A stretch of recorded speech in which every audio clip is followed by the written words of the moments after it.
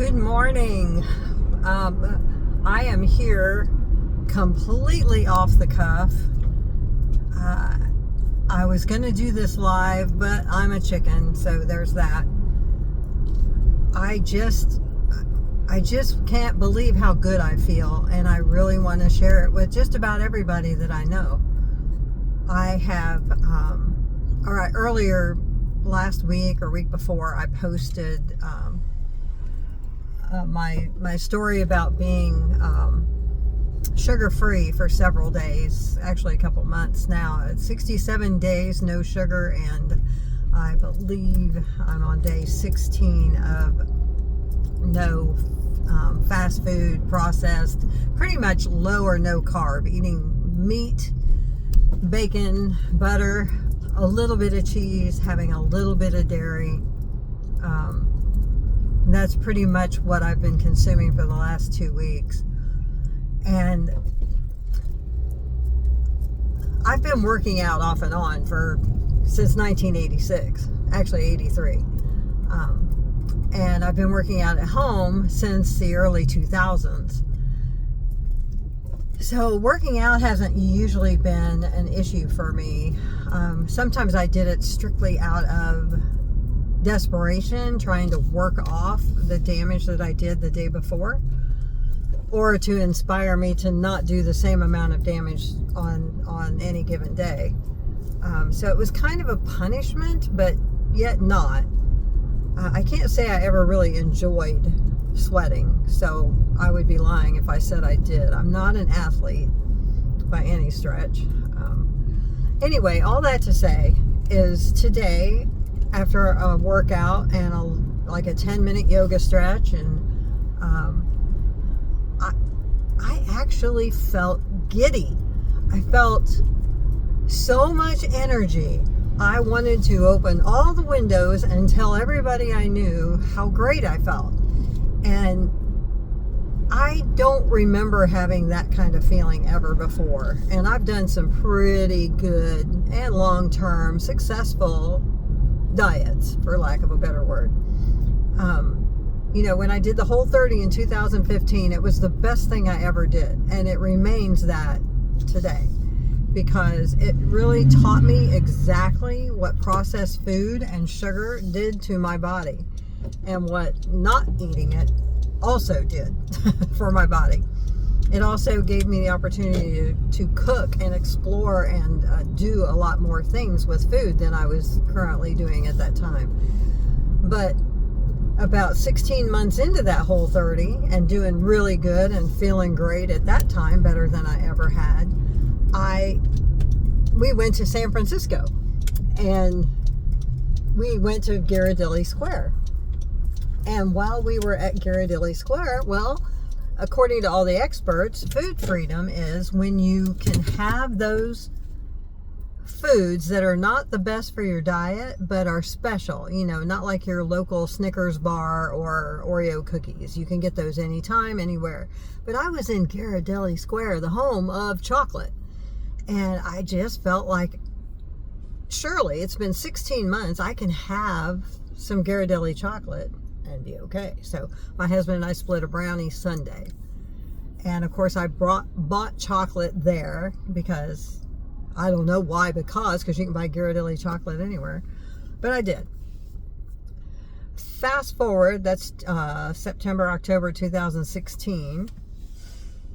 That one slip, I guess you'd call it, of having sugar did not turn into food freedom, but put me back in food prison. And it did so off and on until December of this year, of 2024. So there are people in the world who are moderators. They can eat a couple of cookies, those big packs of Reese cups where they come with 2 or 4 things in them. My husband personally can eat one of those pieces and put the other away. And I marvel at this because I can't. I want the whole thing, and then another one, and another one, and another one. So when you eat like that, what happens? You get sick, fat, and miserable. That's what happens. That's what happened to me. I am also a stress eater. I do not overeat food. You will never see me overeat steak. You will never see me overeat vegetables. I don't really like vegetables, just to be honest. But put a pack of Oreo cookies in my pantry, and I will eat the entire thing in a day. And I'll sneak if I have to and go buy more so it doesn't look like I did. So I am not a moderator in any way, shape, or form. I am an abstainer, meaning I either don't eat it and live and stay healthy, or I or I eat it and there's just no end. That's kind of my mantra, Barbara. There will be no end. If you drive through and you have something other than a diet soda, which I still am having at this moment, you're not going to stop. You're just not. And, I've always promoted healthy living. I'm a physical therapy assistant. I do home health. I actually went through a year teaching of the IIN, nutritional health coaching. I actually did that so maybe I would stop acting foolish with food. And I didn't stop, which is why I never hung a shingle. I was ashamed. Was too ashamed to coach anybody else if I couldn't practice what I preached. And I wasn't. Oh my God, I wasn't. Over the last couple of years, I have never, ever in my life, well, that's not true. There was another period of time back in 2014, 15, 16 that I felt this way. But I've never felt so hopeless in my life. And the only thing, since I don't drink, I don't smoke, and I hardly ever lay in the sun anymore, and try not to cuss, the only thing I could do was eat. And it was socially acceptable. And it's yummy. I mean, let's face it, there's nothing bad about an Oreo cookie in taste. There's nothing bad about Snickers and just all the things. But when you buy Halloween candy 3 or 4 times starting in September, there's a problem, because the trick-or-treaters never got it. I got it. And then we'd have to go buy more the night of Halloween. So, I don't do trick-or-treaters anymore, but, I didn't do it last year, but I did eat a boatload of candy corn and mini Snickers. So I'm really laying it out on the line here, because the idea of eating nothing but beef, bacon, butter, and cheese and eggs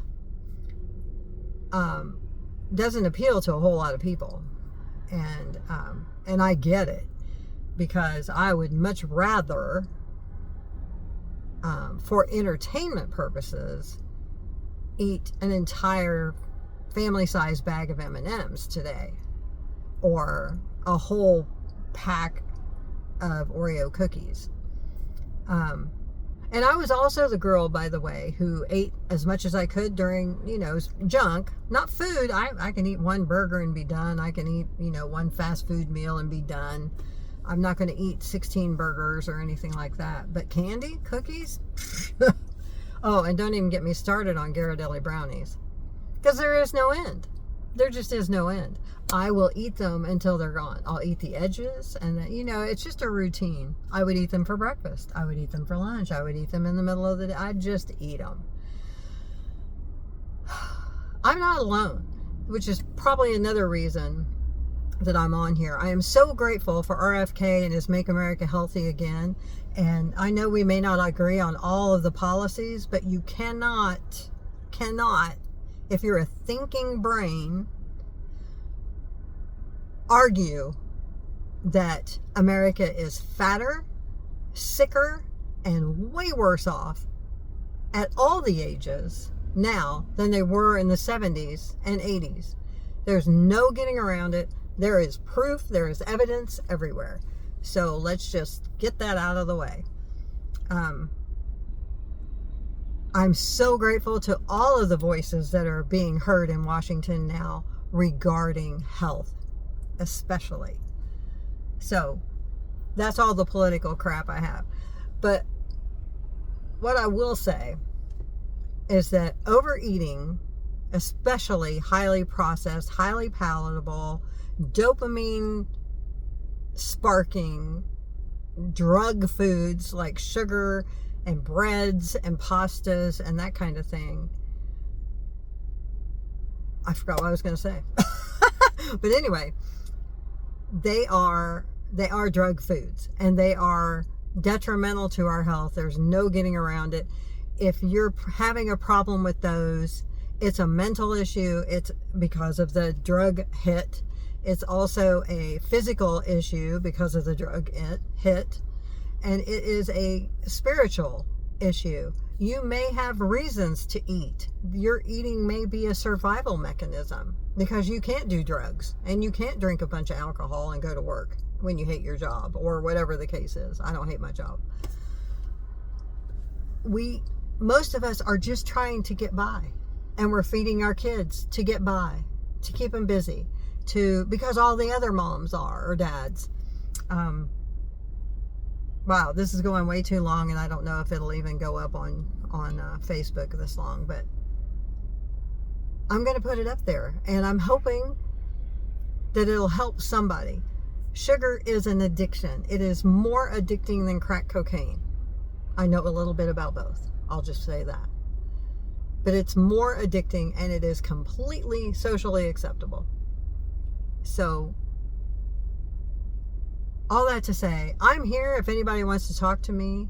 I am a fan of the 12-step programs if you are dealing with addiction.